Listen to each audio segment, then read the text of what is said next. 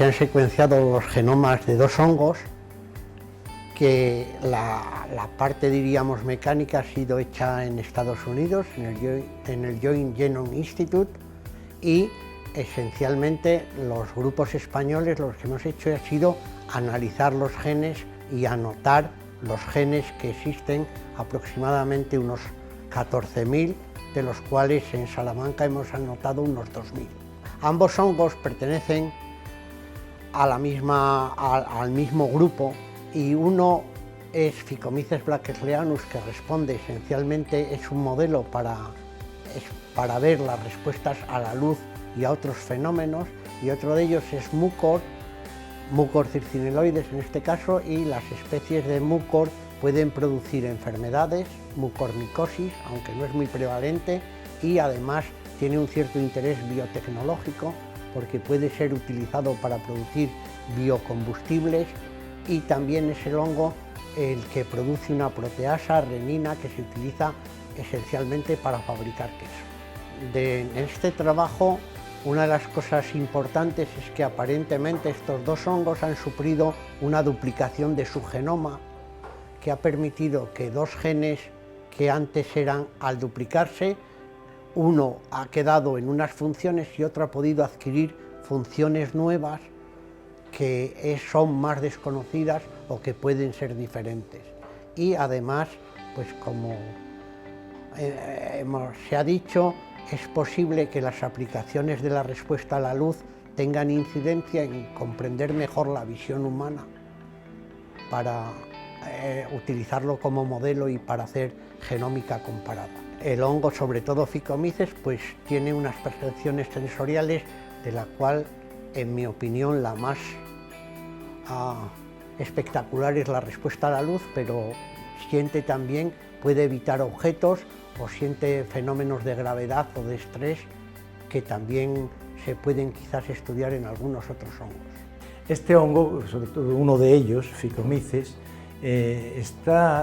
llamó la atención de muchos biólogos desde el siglo XIX, sobre todo en Bélgica, en Holanda, etc., porque tiene una estructura reproductiva, las hifas aéreas, que es muy grande, tiene 6-7 centímetros de largo y es una sola célula con muchos núcleos. Y esa estructura reproductiva se va hacia la luz. Y eso llamó la atención a la gente, a algunos científicos de esa parte de Europa. Posteriormente, con este hongo y su primo hermano, que es el del Mucor mucedo, es decir, Mucor, pues en el año, a principios del siglo XX, en el 1904, 1905, Blaqueslee, por eso se llama Phycomyces blaquesleanus, Blaqueslee publicó por primera vez que los hongos tienen sexo. El sexo en los hongos fue descubierto con este organismo, con Phycomyces y Mucor. Ese fue un descubrimiento muy importante de los años 1904.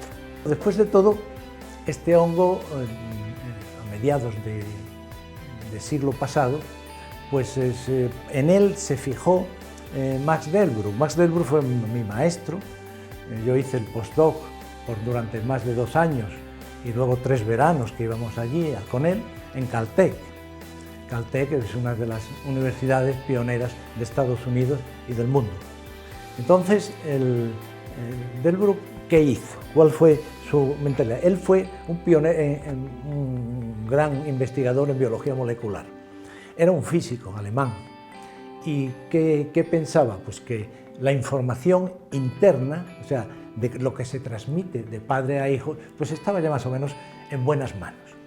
Y entonces pensó qué organismo podía coger como sistema modelo para ver cómo se transmite la información externa, es decir,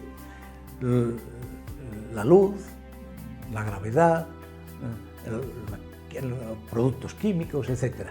Cómo se transmite eso a las células y luego hay un mecanismo de respuesta. En el fondo eso es el comportamiento, y escogió este organismo. Con este organismo pues ya se organizaron muchos trabajos, etcétera, etcétera, etcétera, y aproximadamente pues a principios de este siglo pues ya se intentó pues saber cómo se secuenciaba su genoma, y fundamentalmente el trabajo que ha aparecido la semana pasada en Current Biology pues lo que tiene es el trabajo de unos más de 10 años de trabajo de muchos grupos de investigación. Yo ahora no recuerdo, son 30 y tantos universidades y centros de investigación y 72 autores. Esto procedente también de 13 países diferentes. Lo que con este hongo se quiere saber es un hongo basal, un hongo muy antiguo, y entonces cómo ha ido evolucionando la respuesta a la luz a lo largo de los seres vivos. Por ejemplo, este hongo ve como un rango de intensidad como el ojo humano, como el hombre. O sea, ve las estrellas de noche o el sol a mediodía, ese rango de intensidad. Y entonces, para que un ser sencillo como este vea tanta intensidad, pues se requiere un mecanismo pues un poco más complicadito, ¿no? ¿Y cuál mecanismo complicado cuál es? ¿Cómo lo ha adquirido? Pues si antes para ver un rayo de luz se necesitaba una sola cosa, si yo quiero ampliar ese espectro, pues se necesitan más cosas de esas. ¿Y cómo se cogen, cómo se fabrican más cosas de esas? Pues duplicándose y evolucionando luego independientemente.